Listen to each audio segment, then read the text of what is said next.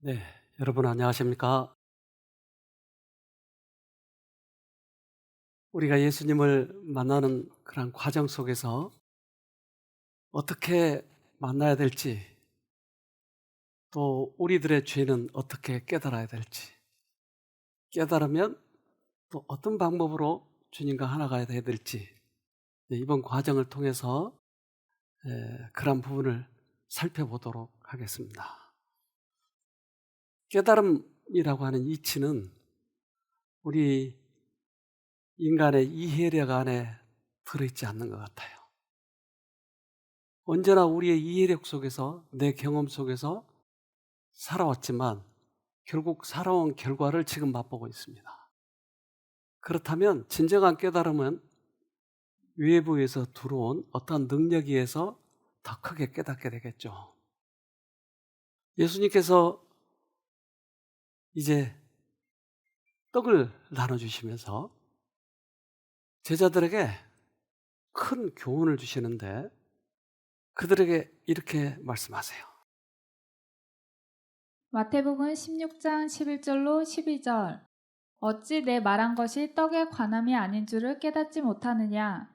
오직 바리새인과 사두개인들의 누룩을 주의하라 하시니 그제야 제자들이 떡의 누룩이 아니요 바리새인과 사두개인들의 교훈을 삼가라고 말씀하신 줄을 깨달으니라. 이제 예수님께서 말씀하시기를 바리새인과 사두개인의 누룩을 주의하라. 그러니까 이 누룩이 뭘까? 그런데 예수님께서 하시는 진정한 의미는 그들의 교훈을 주의하라. 먹는 떡이 아니고 교훈. 그러니까 바리새인과 사두개인들의 잘못된 그런 교훈은 뭘까? 누룩은 여러분 뭘 의미하죠? 빵에다가 누룩을 넣죠. 그러면 부풀죠. 그래서 그 누룩이 들어가지 않으면 부풀지 않아요. 밀가루는 조금 넣는데 여기에다 누룩을 섞으면 이 누룩이 그 안에서 활동을 해서 훨씬 크게 만들죠. 2배, 3배, 4배.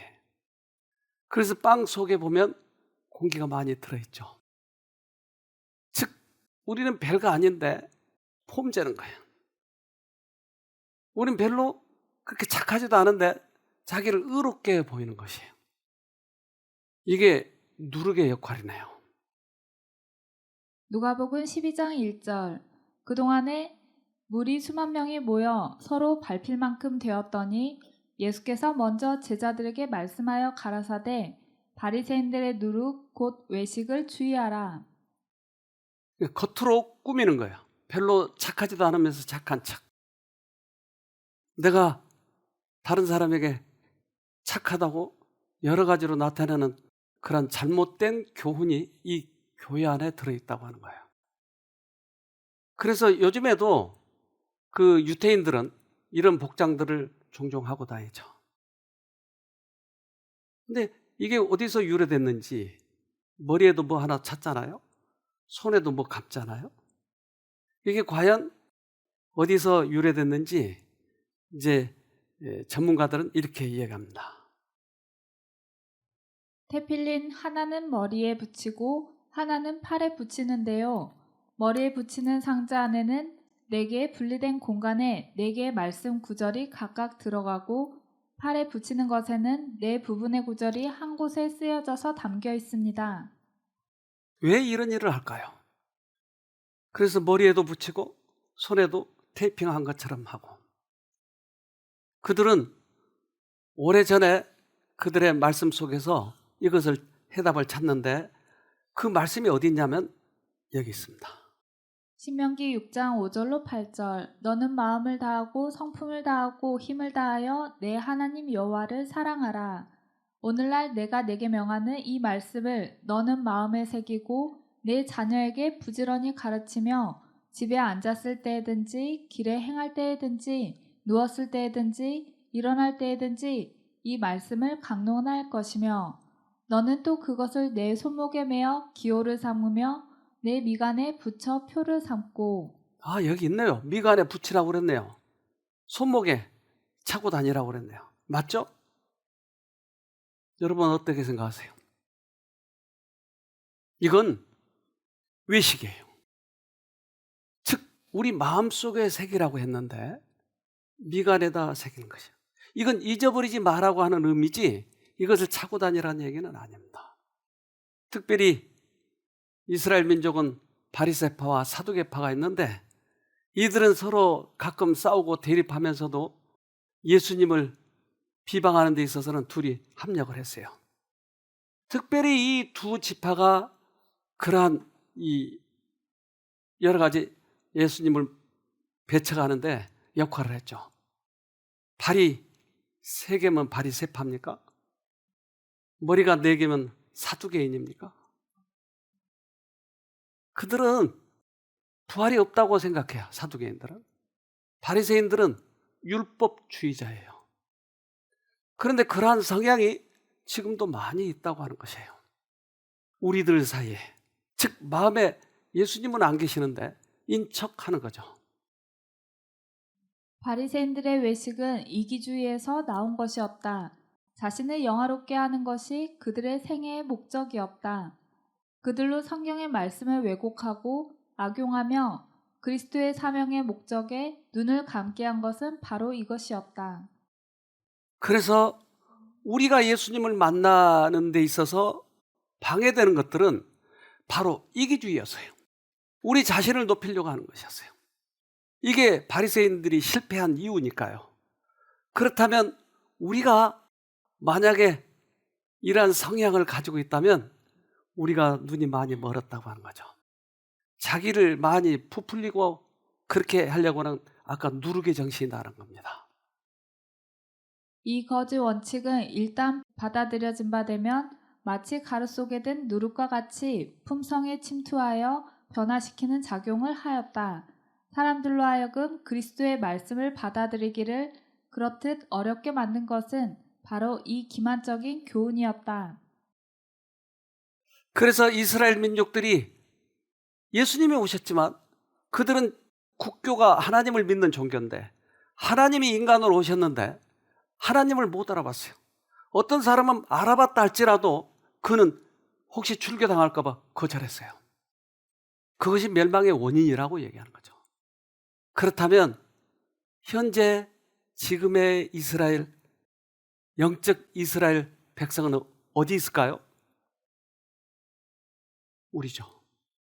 우리가 그것에 지금 감염되어 있는지 아닌지를 봐야 되겠죠. 인도에 가면 여러 종파가 있지만 특별히 그들은 고행을 해서 구원 얻으려고 하는 종교가 있어요. 그 영상을 좀 보도록 하겠습니다. ஆளொருமேனியும் பொழுதொரு வண்ணம் என் மகன் வளருகிறான் உள்ளங்களிலே இன்பம் பெருகிட மனதில் நிறைகின்றான் மனதில் நிறைகின்றான்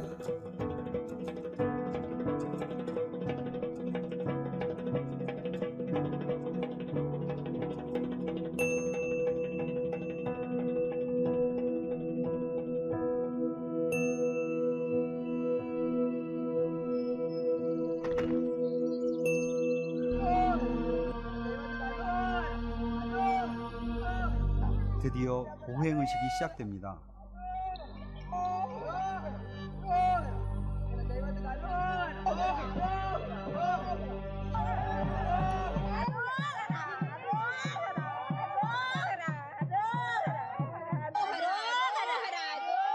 신의 자비를 간절히 눈물로 빌어봅니다.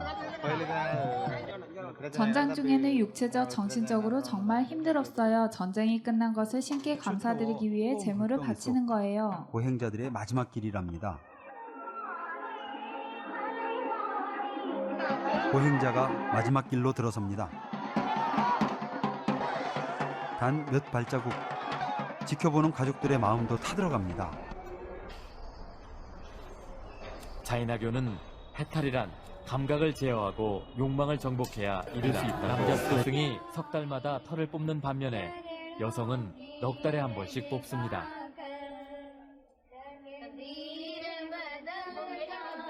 남자 소승과 똑같이 고행하지만 여성은 옷을 입기 때문에 그만큼 완전한 해탈은 할 수 없다고 합니다. 얼마나 아플까요? 머리를 4개월마다 한 번씩 뽑아야 되는데 여자들은 그래도 조금 봐주네요. 남자. 우리 힘으로 구원 얻으려고 하면 이렇게 힘이 드는 거예요. 내가 율법을 지켜서 구원 얻으려면 그렇게 힘이 든 거예요.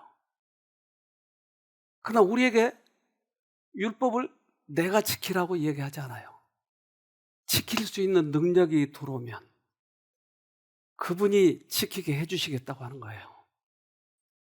그래서 그들은 율법주의자였어요. 바리새인들은. 우리 마음에 예수님의 능력이 들어오면 예수님의 성품의 사본이 율법이기 때문에 그분이 들어오시면 당연히 율법이 지켜지는 것이죠. 우리 피아니스트 저보다 훨씬 피아노 잘 쳐요. 저는 사실은 못 쳐요. 근데 그 피아니스트의 재능과 마음을 내 마음에 넣어버리면 나도 저절로 잘 치게 되는 거예요. 예수님의 능력이 들어올 때 우리는 율법을 지킬 수 있는데 내가 이것을 해야 되겠다고 하는 그러한 강박관념이 우리를 신앙을 힘들게 만드는 거예요. 많은 사람들이 예수 믿는 생활을 참으로 어렵다고 느끼고 또 아주 변덕스럽고 변하기 쉬운 이유는 마음에 품고 있는 이전 우상들을 버리지 않은 채 그리스도께 연합하려 하기 때문이다. 그래서 내 깡으로 내 힘으로 구원을 얻으려고 했던 그 마음을 버리지 않은 채 예수님을 믿으려고 하니까 이게 잘 연합이 안 되는 거죠. 그러나 이게 큰 종교 속에 이렇게 감춰져 있기 때문에 이 인도 사람들이 어떻게 이것을 다 깨닫겠어요? 그들은 최선을 다해서 그 신앙에 충성하고 있으니까. 그렇다면 우리 안에도 이게 있을 수 있다고 하는 것이 율법을 지켜서 구원 얻으려고 하는 거예요. 그런데 성경은 믿음으로 구원 얻는다고 얘기합니다. 이 교황청에서 이런 뉴스를 발표했는데요. 같이 보도록 합시다.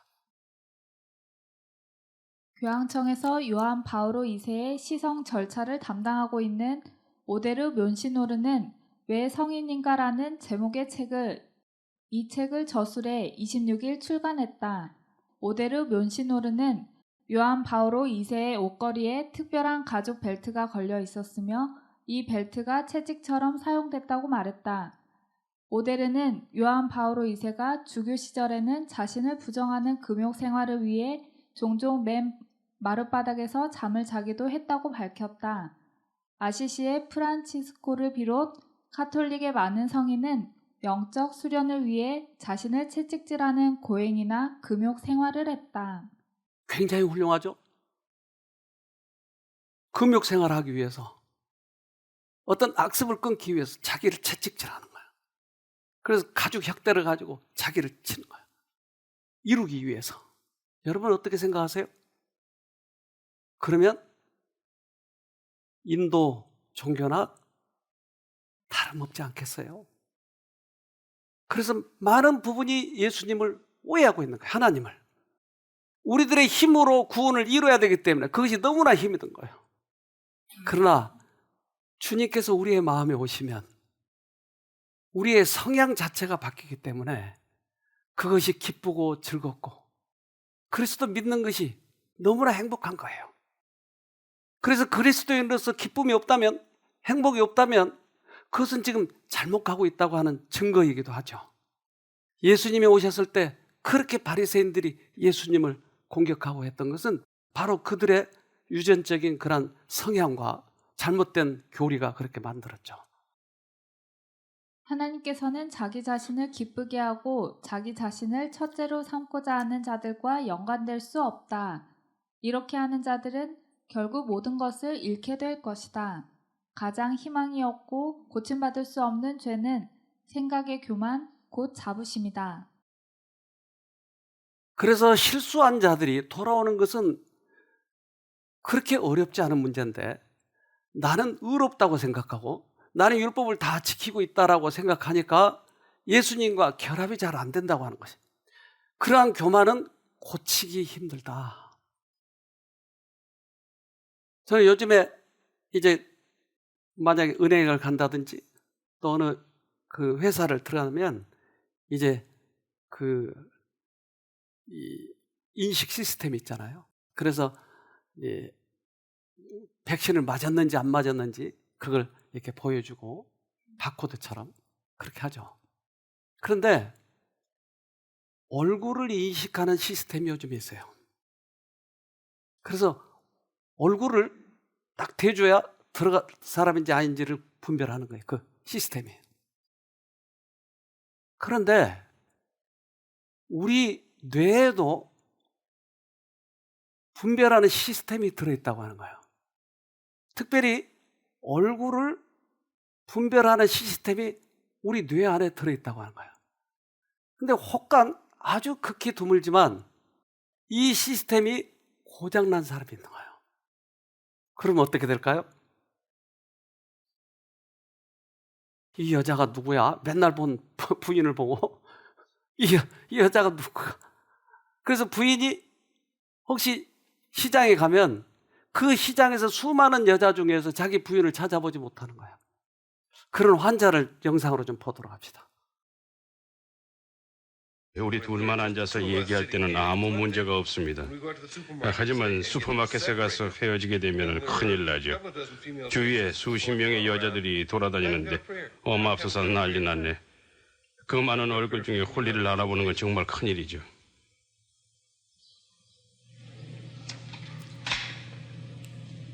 What's that? That's a key. Great.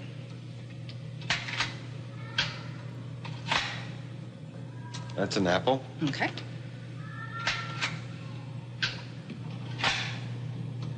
That's a place setting with a knife, fork, and spoon on a plate. All right. Who is it?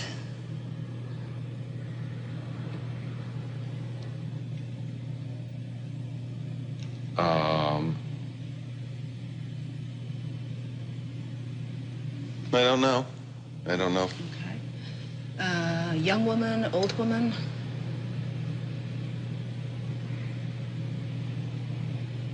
To be very honest, I'm having trouble answering that question. Well, let me give you some biographical details. She's a movie star from the 1950s, very glamorous. She sang Happy Birthday to President Kennedy once. Marilyn Monroe? Yes. 그 유명한 마릴린 monroe를 못 알아보는 거예요. 자기 부인도 못 알아보는 거예요. 우리 뇌 안에는 얼굴을 알아보는 특별한 시스템이 있는데 이게 고장나면 그렇게 되는 거예요. 우리가 죄가 무엇인지 하나님의 뜻이 무엇인지 이것을 알아보는 시스템이 고장나 있기 때문에 모르는 거예요. 그래서 내가 의인인 척 착각하고 있는 거예요. 그런 많은 사람들이 이 시스템이 고장나 있다고 하는 거예요. 죄가 도덕적 지각을 둔하게 하는 때에 그 악행하는 자는 자기의 품성의 결점을 분별치 못할 뿐만 아니라 그가 범한 죄의 흉악함을 깨닫지도 못하나니 악행하는 자가 죄를 깨닫게 하는 성신의 능력에 복종하지 아니하면 그가 아직도 자기 죄에 대하여 눈먼 가운데 머물러 있는 것이다. 그래서 우리 스스로 깨닫는다고 하는 것은 불가능하다. 근데 외부에서 성신이 성령께서 들어오셔서 이것을 깨닫게 해줄 때야 죄를 깨닫는 것이에요. 죄는 자기 스스로 깨달을 수가 없다니까요. 깨달을 수가 없어요. 저는 우리 아이가 어렸을 때 저는 옛날에 군대에서 위생병을 했어요. 그래서 거기서 배운 걸로 이 주사를 잘 놨죠. 근데 제가 이제 제대해가지고 오래됐기 때문에 우리 아이가 너무 아파하고 그래서 닌겔을 갖다가 꼽았는데 꼽을 수가 없는 거야. 그래서 한 번, 두 번, 세 번 얘가 아픈데도 참은 거야. 아빠가 해주려니 하고. 근데 혈관이 가늘고 해가지고 잘 안 되는 거예요. 옛날 군대에 있을 때 잘했는데. 그래서 우리 교회 간호사 아주머니가 있었어요. 그 집사님한테 전화해서 집사님 그 링겔을 하나 꼽아줄래요? 그러니까 싫다, 좋다 말 않고 무조건 네 그러고 오는 거예요. 그 먼 거리인데. 그리고는 한 방에 꼽아버린 거예요. 그러면서 애가 자더라고요. 이제 그때서야. 근데 원래 그 집사님은 내가 되게 싫어했어요. 옷도 시골스럽게 입었고 말도 얼마나 시골스럽게 하는지 싫었어요. 내가. 근데 그 이튿날 그 여자를 보니까 얼마나 세련되게 보이는지 얼마나 이쁘던지 왜 갑자기 이렇게 바뀌었죠? 나의 이기적인 것과 관계가 있더라고요. 내 아들 해줬으니까 주사 놔줬으니까 이뻐 보이는 거예요. 그때 내가 크게 깨달았어요. 아, 내가 죄인이구나. 어떻게 우리 애 주사 하나 놔줬다고 그렇게 이뻐 보이죠? 이거 내 자신이 보이더라고요. 우리 영상 하나 더 봅시다. 링컨은 피부를 봅니다. 심지어 피부결도 볼 수 있어요. 이목구비는 개별적으로 볼 수 있습니다. 하지만 링컨은 얼굴을 전체적으로 보지 못하는 거예요. 부분들을 모아서 전체를 동시에 볼 수 없는 상태인데 얼굴을 인식하려면 꼭 필요한 과정이죠.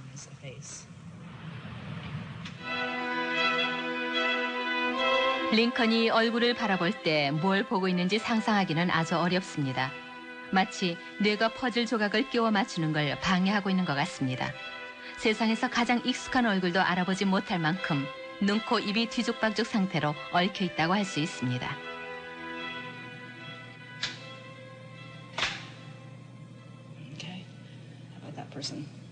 자기 얼굴입니다.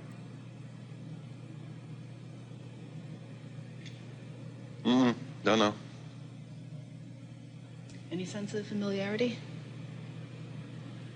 No. No.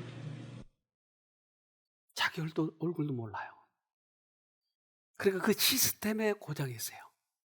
죄가 그렇게 만들었다고요. 둔하게 만들었다고요. 그래서 맛없는 것도 쓴 것도 달다고 얘기해요. 단 것도 쓰다고 얘기해요. 의로운 것도 악하다고 얘기해요. 악한 것도 의롭다고 얘기하는 거예요. 시스템 자체가 고장 나버렸기 때문에. 이사야 5장 20절 악을 선하다 하며 선을 악하다 하며 흑암으로 광명을 삼으며 광명으로 흑암을 삼으며 쓴 것으로 단 것을 삼으며 단 것으로 쓴 것을 삼는 그들은 화 있을진저. 따라서 이 문제를 우리가 깨닫기 위해서는 내가 옳다고 하는 것을 주장하지 말아야 됩니다. 내가 부패되어 있으니까요. 그런데 내가 옳은 것을 주장을 하는 거예요, 자꾸.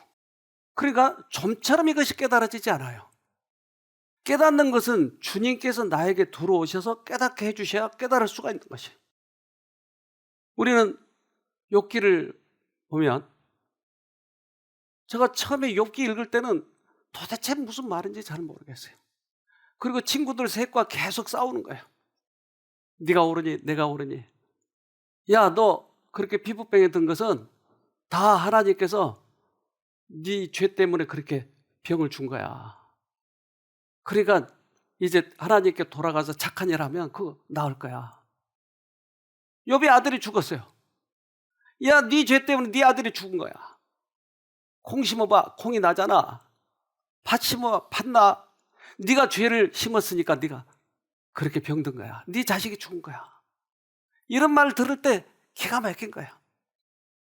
그러니까 드디어 화가 나가지고 니들만 착하냐? 나도 착한 일 얼마나 많이 했는데 고아들도 돌봐줬다고, 절뚝발이 발도 됐다고, 과부도 도와줬다니까. 그래서 계속 서로 싸우는 거예요. 근데 하나님이 야, 욥아, 너 그만 싸우고 나 좀 보자. 왜요? 너 허리띠를 메고 대장부답게 나한테 나와봐. 씨름하려고 하나? 근데 주님께서 그에게 말씀하시는 거예요. 이렇게요. 욥기 38장 28절로 30절. 비에게 아버지가 있느냐? 누가 이슬방울을 낳기라도 하였느냐?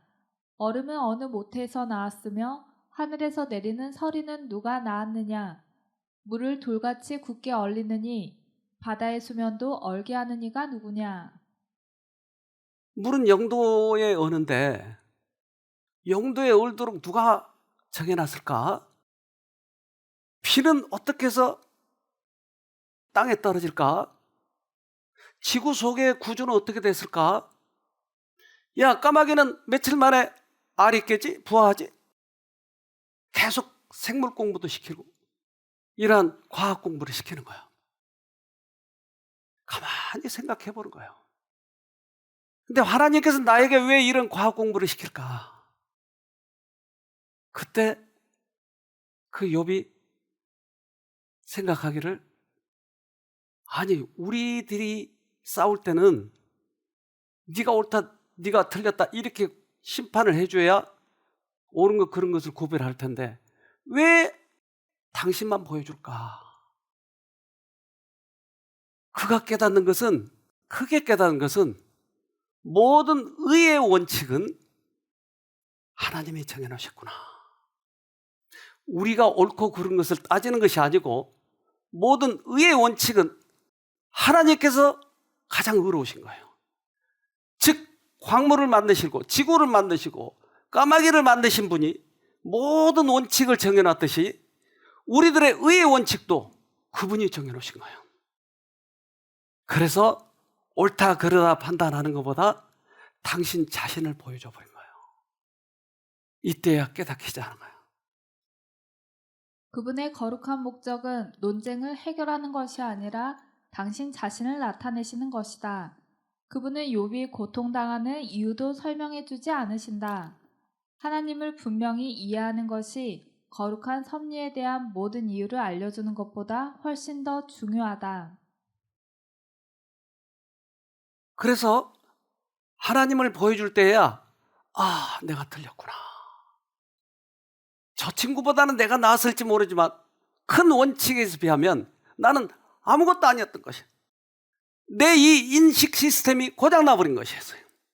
죄가 그렇게 둔하게 만들어버렸던 것이에요. 주님께서는 우리들을 어떻게 하면 죄를 깨닫고 또는 의의를 깨닫고 죄에서부터 빠져나올 수 있는가를 아시기 때문에 하나님께서는 당신을 보여주신 것이었어요.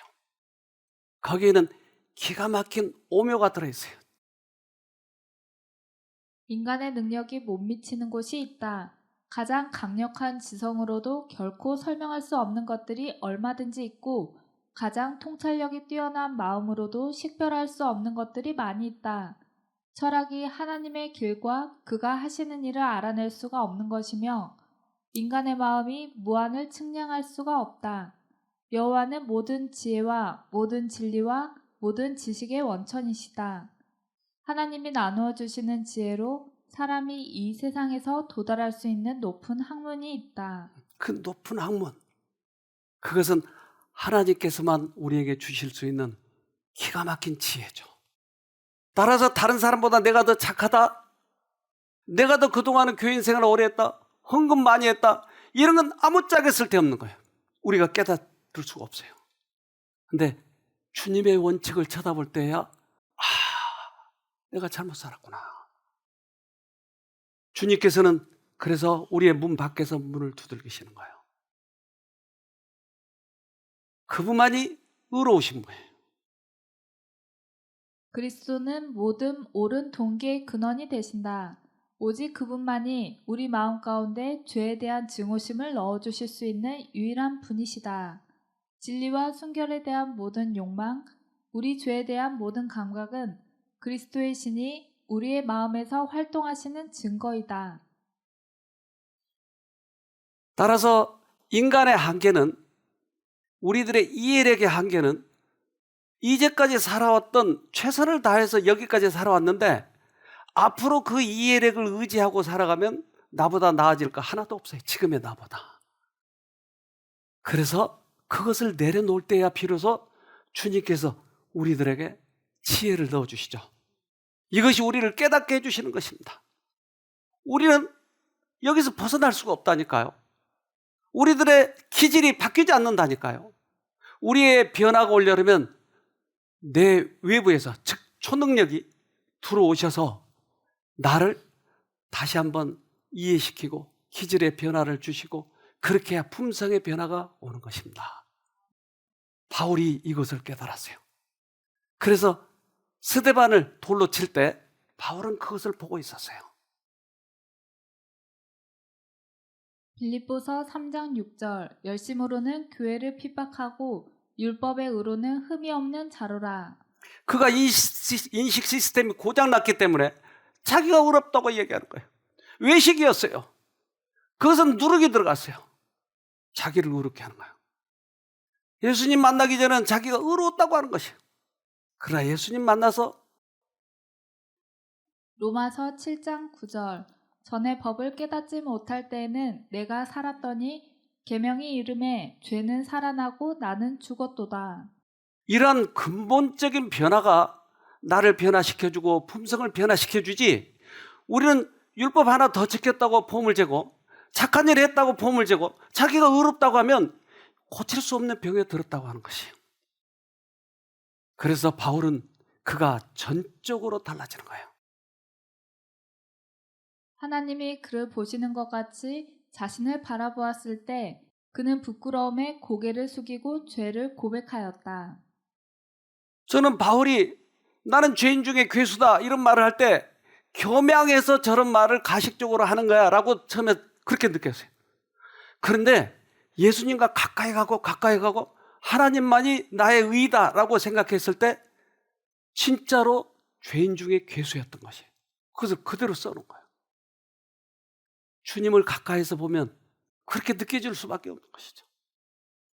그래서 예수님의 최고의 사랑의 표현은 십자가를 바라볼 때 우리는 거기서 죄를 깨닫게 되는 것입니다. 그리스도께서는 죄인들을 이끄셔서 당신의 십자가를 쳐다보게 하며 그들의 죄가 그분을 돌아가시게 했다는 것을 깨닫게 해주신다. 그들의 양심에 번민이 생긴다. 그리하여 그들은 그 죄들의 진상을 사실대로 깨닫게 된다. 다른 사람과 비교하면 내가 더 착해요. 우리는 많이 시스템이 고장나 있기 때문에 내가 착한 것처럼 또한 느껴져요. 나의 판단 기준이니까. 그러나 십자가를 바라봤을 때야 내가 얼마나 죄인이라고 하는 것을 깨닫는다고요. 이것을 쳐다보지 않으니까 사람들이 죄를 깨닫기가 어려운 거예요. 루푸스 환자가 왔어요. 루푸스 환자는 이 온 몸이 다 자가 면역 질환이어서 온 몸을 공격해요. 그래서 대표적인 증상이 이게 얼굴이 뻘게 항상 이렇게.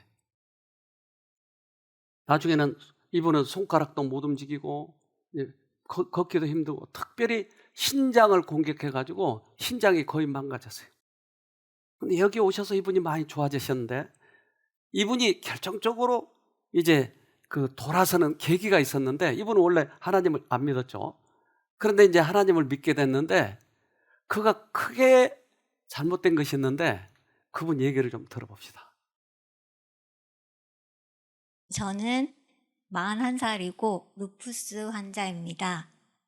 루푸스 진단은 중학교 1학년 때 14살 때 받았고 지금까지 26년간 투영 중에 있습니다. 처음 발병하고 그 뒤로 지금까지 다 나열하기도 힘든 여러 가지 증상들이 있었고 힘든 시간들을 보냈습니다. 쉼터에 들어오기 전에 저는 루푸스 신염이 심각한 상황이어서 콩팥이 많이 망가진 상태여서 부종이 굉장히 심했고 또 여성의 건강 척도인 월경도 거의 하지 않는 최악의 몸 상태를 가지고 쉼터에 입소했었습니다. 그래서 쉼터에서 1년을 지내는 동안에 몸이 조금씩 좋아지기 시작했고 그리고 생리불순이 치료가 되었고 부종도 많이 호전이 되었습니다.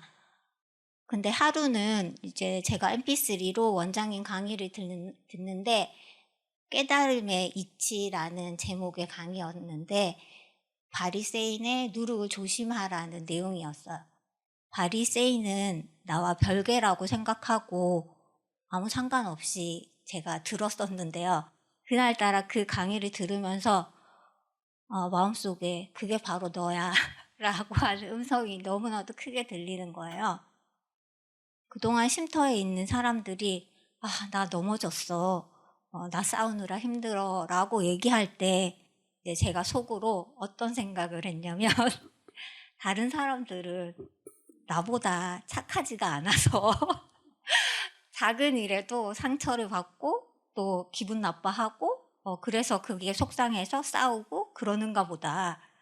나는 착해서 그런지 웬만한 거는 다 배려할 수 있고 이해할 수 있어서 싸울 것이 없나 봐. 이렇게 생각을 했던 거예요. 제가 이렇게 제 자신을 높이는 마음, 그거는 사단이 주는 마음이잖아요. 이런 마음이, 교만함이 너무 커서 제가 제 자신을 제대로 보고 있지 못했던 거였더라고요. 그래서 싫어도 좋은 척하고 기분 나빠도 괜찮은 척하고 내 힘으로 버티며 살아왔던 내 자신을 이제야 바로 보게 되었습니다. 그러면서 이것이 내가 그토록 만나고 싶었던 하나님을 만나는 경험이구나라는 거를 깨닫게 되었어요. 이분은 루푸스가 전화위복의 계기가 된 거예요. 그렇게 하나님을 만나고 싶어 했는데 내가 바리새인이구나 라는 것을 깨닫게 해준 것은 누구였냐고요. 성령께서 오셔야만이 이것이 깨달아지는 거예요. 자기 스스로 깨달아지지 않은 거예요. 근데 우리는 내가 착한 건 착하고 내가 의로운 건 의롭다고 하니까 전혀 깨달아지지 않아요. 그것은 교만이에요. 성령께서 오실 때만 이것이 깨달아지는 것이죠. 요한복음 16장 8절 그분이 오시면 이 세상의 죄와 하나님의 정의와 심판에 대해서 잘못 생각하고 있는 점을 깨닫게 하실 것이다. 네, 그분이 오셔야만이. 그래서 우리는 십자가를 바라봐야 돼요. 내일은 그 십자가의 의미에 대해서 많이 설명을 할 거예요. 근데 십자가에서 일어난 일들이 뭔가?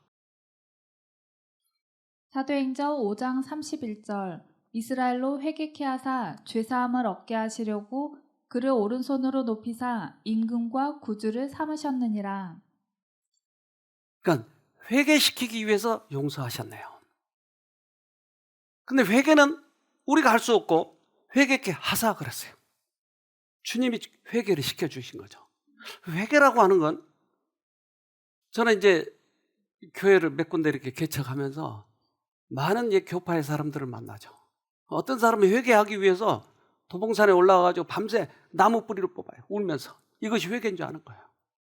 어떤 사람은 자기 종아리를 때려요. 회개하기 위해서. 전혀 그것과는 관계가 없어요. 주님께서 오셨을 때 회개가 되는 것인데 우리 이 눈의 병 중에 하나가 생명이 있어요. 생명. 우리나라가 제일 많은 게 홍록 생명인데 빨간색과 녹색을 잘 구분을 못해요. 그래서 그 생명이 보는 눈과 정상인의 보는 눈은 이렇게 달라요. 왼쪽은 정상인, 오른쪽은 이 생명 환자가 보는 거예요. 근데 그 생명 환자에게 생명 안경을 씌워주면 이렇게 달라지는 거예요.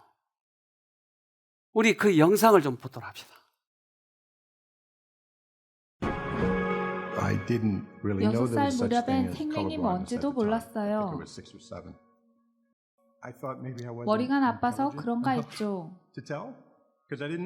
이유를 몰라서 부모님께도 말하지 않았어요. 그리고 더 이상 그림을 그리지 않았어요.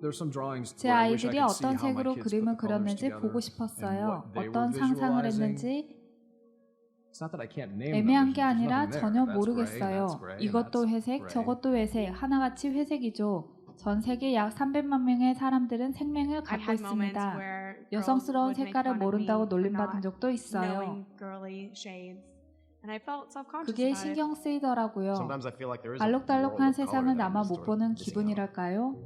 저희는 사람들이 모든 색을 경험할 수 있어야 한다고 믿습니다. 생명은 일반인들의 눈과 다른 눈을 가진 데서 비롯됩니다. 세상이 다르게 보이죠. 일반적으로 적색과 청색이 구분되지 않고 같아 보입니다. 만약 색깔을 분리해주는 안경이 존재한다면 갑자기 적색과 청색이 보일 겁니다. 다른 곳이 잘못된 게 아닙니다. 문제는 눈에 있는 광색소에 있습니다. 저희는 사람들에게 색깔을 보여주기 위해 협력했습니다. 생명인 사람들이 태어나서 처음으로 색깔을 볼 수 있도록 말이죠.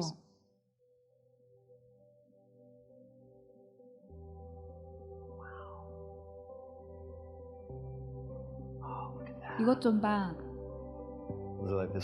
이쪽 끝에 있는 색깔들은 전부 있는지도 몰랐어요.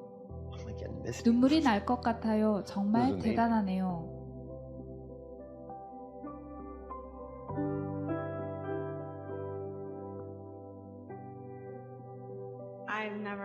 이 색은 전혀 안 보였거든요. 살짝 울 것 같아요.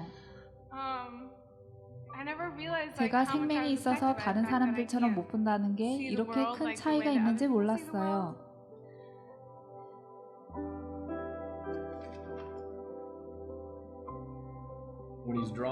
아들 녀석이 그림 그릴 때 크레용을 수십 번씩 바꿔 그리거든요.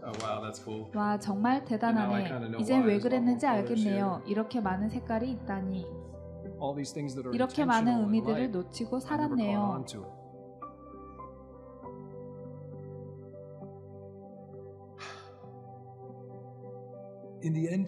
색을 본다는 건 지극히 개인적인 경험이라 말로는 설명할 수가 없어요.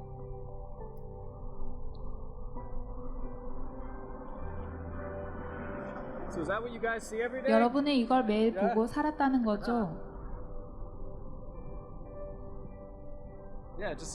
전부 밋밋하네요, 그냥. 이걸 벗고 싶지 않아요.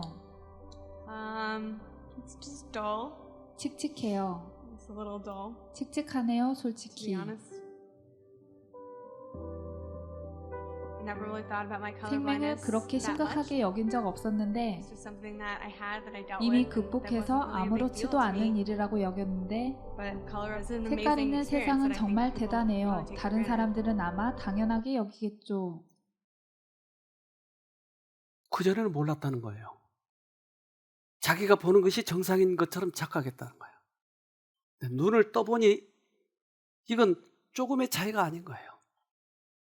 예수님을 만나서 예수님이 우리의 죄를 깨닫게 하셨을 때는 조금의 차이가 아니라니까요. 전혀 다른 것이에요.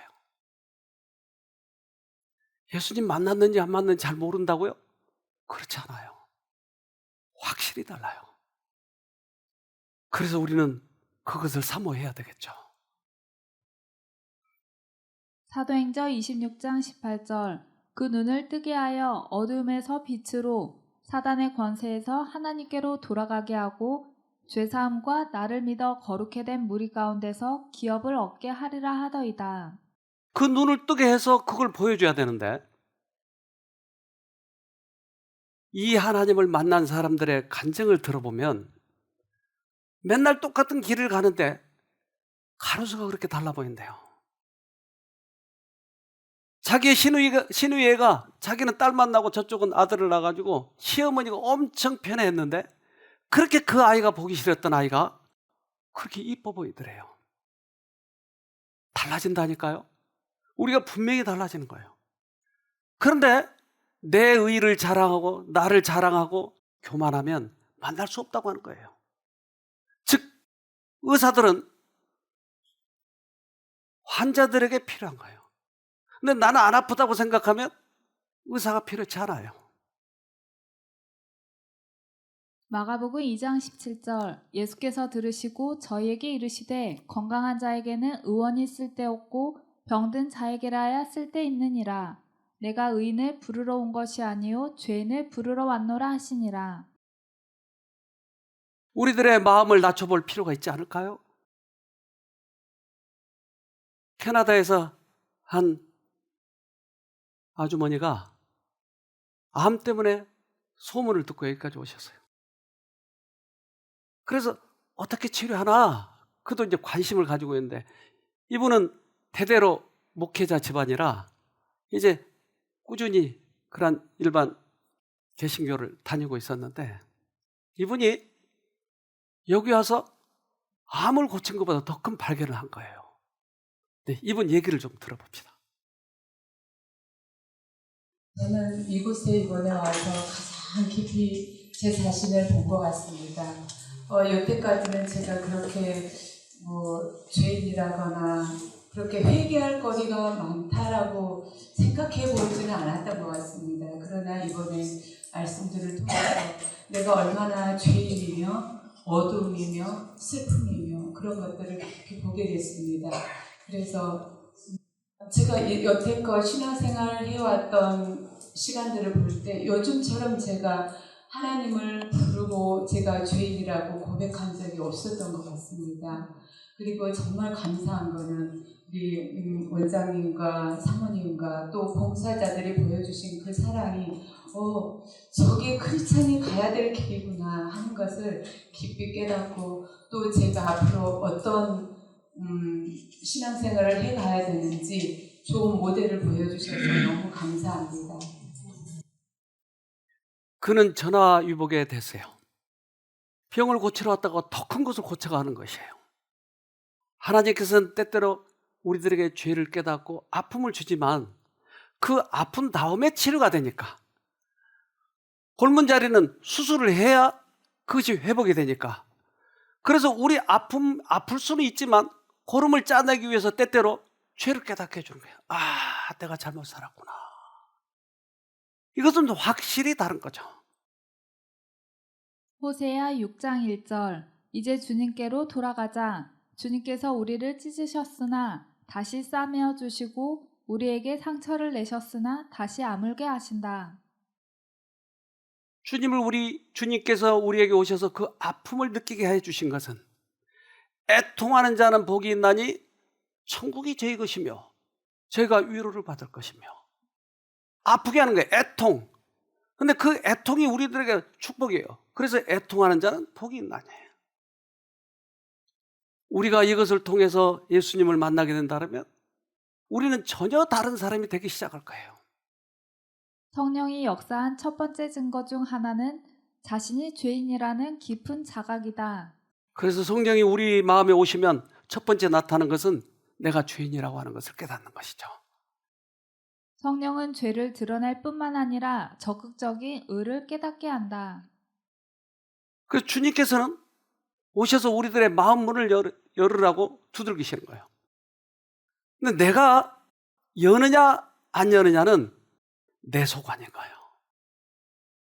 주님께서 모든 문제를 다 하시지만 내가 할 수 있는 유일한 것은 문을 여느냐 안 여느냐는 것이에요. 그리스도께서는 먼저 당신이 용서하시는 사람을 뉘우치게 만드신다. 죄를 깨닫게 하는 것은 성령께서 하시는 일이다. 죄를 깨닫게 하시는 하나님의 영으로 감동을 받는 사람들은 자신들에게 선한 것이 전혀 없다는 것을 알게 된다. 우리는 올해 이제 22년이 시작이 됐습니다. 그래서 주님을 준비할 특별한 해인 것 같아요. 그것은 너무나 간단한 거예요. 이제까지 내가 폼재고 누룩이 들어와서 아무것도 아니지만 의로운 것처럼 착각했다면 이제 돌리면 되는 거예요. 그러면 주님께서 우리를 낮춰주시고 그분이 우리 안에 들어오셔서 죄를 깨닫게 하시고 어떻게 하면 의로워질 수 있는가를 주님께서 가르쳐 주실 거예요. 꼭 승리하길 바랍니다. 그 과정 속에서 꼭 필요한 십자가의 능력에 대해서 내일은 말씀드리도록 하겠습니다.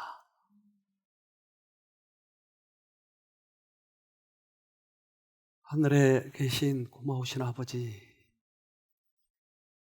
우리들에게 주님을 준비할 수 있도록 미리 말씀해 주셔서 감사합니다. 우리가 때때로 많이 착각하고 교만했던 적도 있었습니다. 진리를 안다고 다른 사람을 무시할 때도 있었습니다. 우리의 양심이 세미하게 주님께서 말씀하실 때 거절한 때도 많이 있었습니다. 그러나 특별히 우리를 사랑하여 주셔서 진리를 깨닫게 하시고 진리를 생활에 적용하게 하시고 그리고 돌이켜서 주님께 돌아갈 수 있는 특별한 이러한 시간들을 주시니 참으로 감사합니다. 이제까지 우리가 신앙생활을 해왔던 것을 뒤돌아보게 하시고 혹시 곁길로 갔다면 이제 바로 갈 수 있도록 도와주시옵소서. 그래서 주님이 원하시는 삶을 살다가 그토록 기다리고 기다렸던 당신을 꼭 만날 수 있도록 도와주시옵소서. 그래서 이 생에 있어서 가장 최고의 수확을 할 수 있도록 우리의 영혼을 다시 한번 주님께 바치고 되돌려받는 그러한 귀한 경험하도록 우리 모두에게 축복해 주시옵소서. 예수님 이름으로 기도합니다. 아멘.